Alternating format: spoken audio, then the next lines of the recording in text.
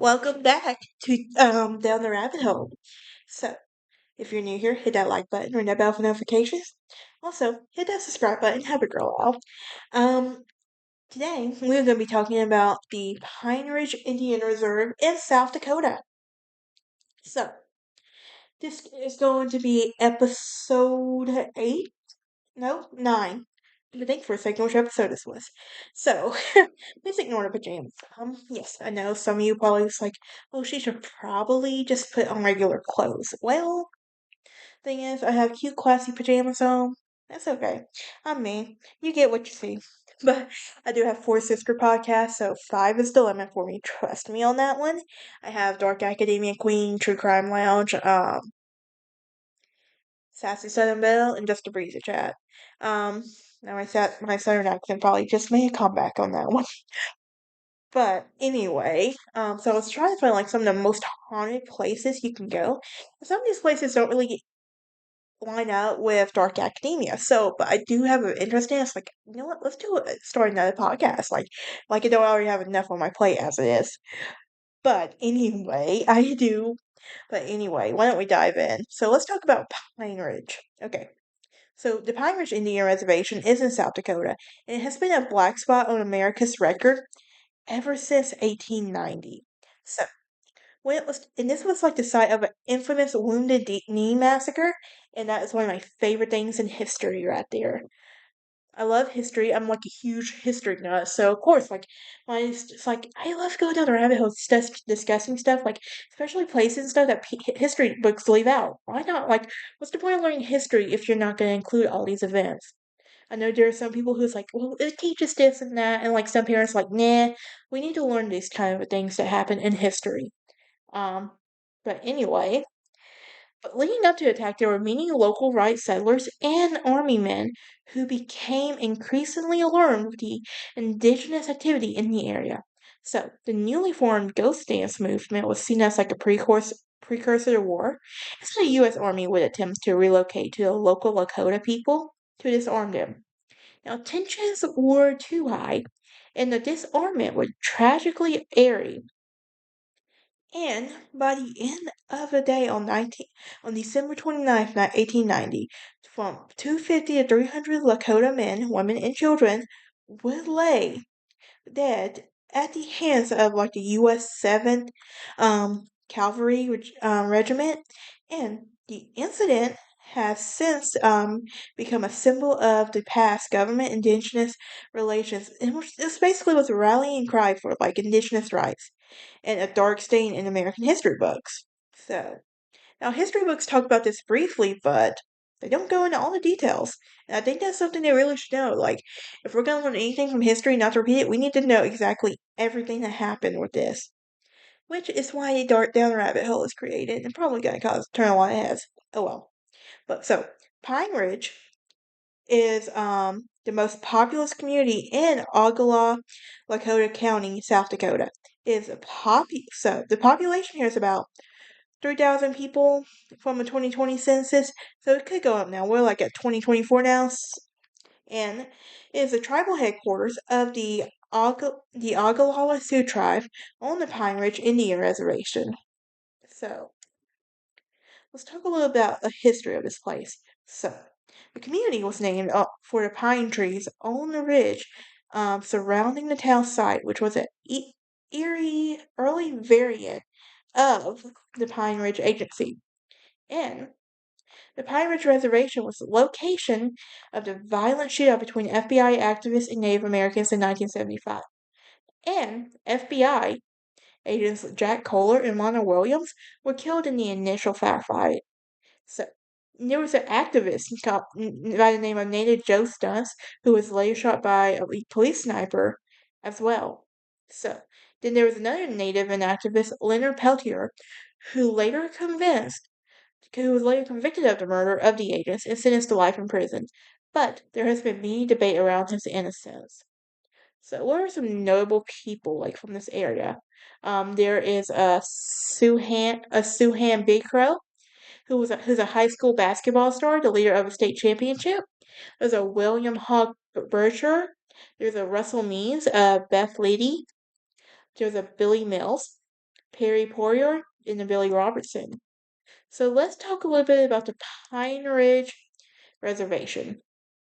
So this is also called the Pine Ridge Agency, and it's located on the Agala Lakota Reservation, which is located in South Dakota. And it's a small portion which extends into Nebraska. So it was originally included within the territory of the Great Sioux Reservation, and it was created on March 2nd, 1889. So it does consist of literally maybe like at least approximately 3,500 square miles of land area, and is one of the largest reservations in the U.S. So I actually work with someone who is part Native American. Her tribe is in Minnesota, so I can never remember the name of it. But I think it's like a branch of one of the tribes that were many tribals from that area, which I think is pretty cool. And I have a history interest in learning about these kind of things. So anyway, but this reservation does encompass the entirety of Ogallala Lakota County and Bennett County, and the southern half of Jackson County, and a small section of Sheridan County, which was added by Executive Order number 2980 on February 20th, 1904. And there were approximately 3,142 counties in the U.S., um, and these are among the poorest, and over 84,000 of land is suitable for agriculture.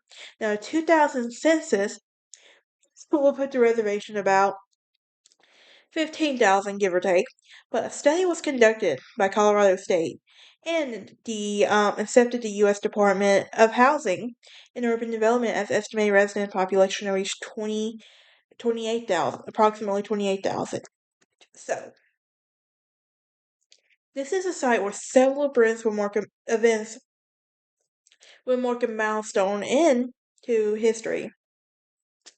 Between the Sioux and the U.S. government, there was a stronghold table, which was basically just a mesa in which today is the Agla administered portion of the Badlands National Park, which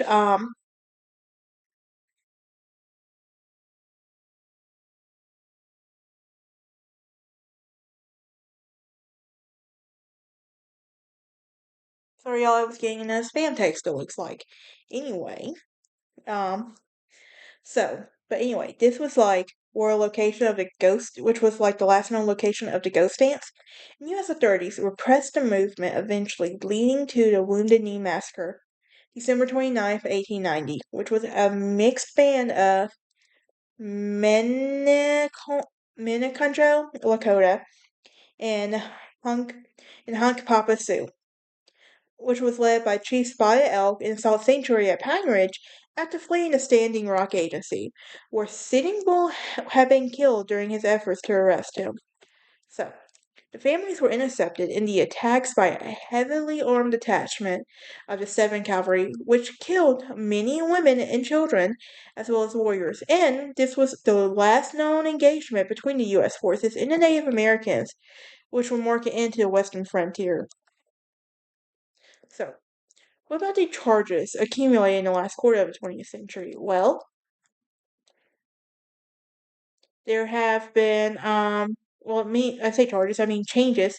Well, in 1971, there was the Oglala Sioux tribe, which started the Lakota College, which was a tribal college which offers a 4 year degrees. In 1973, decades of discontent of the Pine Ridge Reservation resulted in grassroots protests that escalated to the Wounded Knee incident, getting national attention. Members of the Oglala Lakota, um, the American Indian movement, and supporters occupied the town's defiance and federal and state law enforcement in protest, in the define of a standoff shooting lasted 71 days. So, the event would inspire American Indians across the country to gradually lead to changes on the reservation, and it was revived some cultural traditions and encouraged some language training. In 1981, Tim Gagago started the Lakota Times at the Pine Ridge. Pine Ridge. So, located at the southern end of the Badlands, this reservation is part of the mixed grass prairie. It is an ecological transition zone between the short grass and the tall grass prairies. all part of the Great Plains, and a great variety of plants and animals life flourishes in the adjacent of the reservation. So this including some endangered Blackfoot forests, and the area is also most known in this field as paleontology. It also contains deposit of Pierre Shell, which formed on the seafloor of a western interior seaway. Evidence of a marine Cretaceous Paleogene boundary and one of the largest deposit of fossils and extinct mammals from the Oligocene epoch. So, what do y'all think of this place? I would love to personally visit this place, but dang it, I also would love to go to South Dakota in general. So I have a friend, like I said, my coworker, she's more Native American. She's been there and she's convinced me by showing me pictures. Like I really want to go because there's an area I really want to walk where it's I can imagine walking that trail at sunset. But she also did tell me like this because I asked her one day, it's like, are you ever gonna cut your hair? And she goes, when someone dies. So I talked about that. It's like apparently it's like a tradition, a cultural thing. Like when someone dies, you cut your hair. That way it gives you time you reconnect with your roots and everything. Yeah, that's it for this episode. I will see y'all next time. Y'all have a great day.